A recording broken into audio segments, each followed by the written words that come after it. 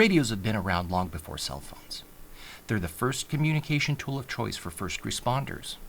Military, fire, police use them to talk to each other during operations, and amateur radio operators use them to communicate around the world. As good as radios are, though, they do have a few shortcomings. Only one person can talk at a time. Speech is sometimes unintelligible. They only really work well with clear, direct lines of sight. And if you miss a message on a radio, it simply ceases to exist. In an emergency, traffic happens on multiple channels at once. And anyone responsible for listening to multiple channels needs all the help they can get. Most radios can only receive a single channel at a time, and some radios that can allow you to listen to 2 channels will only play the first one received. In an emergency, these shortcomings can turn into tragedies in an instant. Missed message to evacuate or a lost call for help can and has resulted in the loss of property and the loss of life. Fortunately, there's a solution to the problem that's so simple, we're surprised nobody's thought of it before. We simply create an internet-backed answering machine with off-the-shelf parts and off-the-shelf radios. The equipment is so cheap that every monitored station can have its own radio and have its own Boondock interface.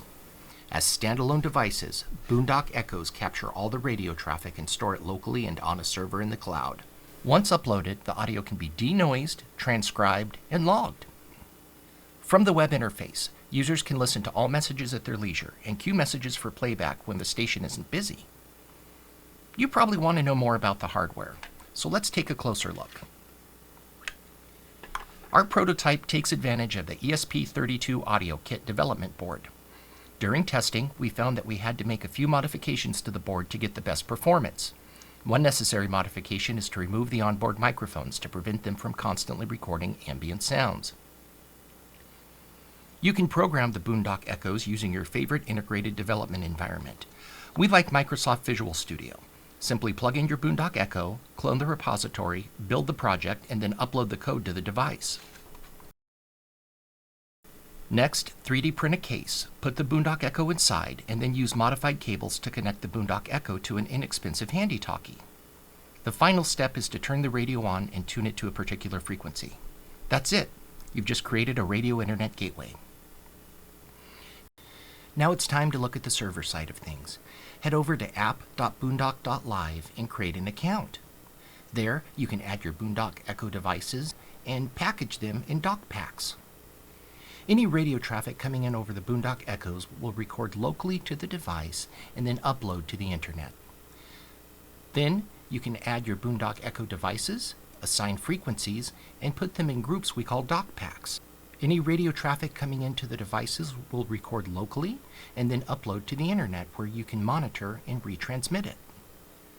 The Boondock Echoes solve a myriad of problems related to emergency communications. Can't monitor multiple frequencies at once? No problem, just add more Boondock Echo devices. Did you miss traffic because there was a pileup? No problem, the messages are recorded and queued. You can listen to them at any time that you want. Poor audio because the distance is too great or there's no line of sight?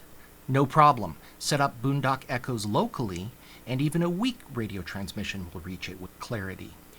The prototypes aren't perfect. There are some undesirable PCB design choices on the boards.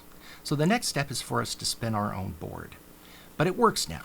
We know it's an effective solution, and we are happy to present it in the Hackaday Challenge.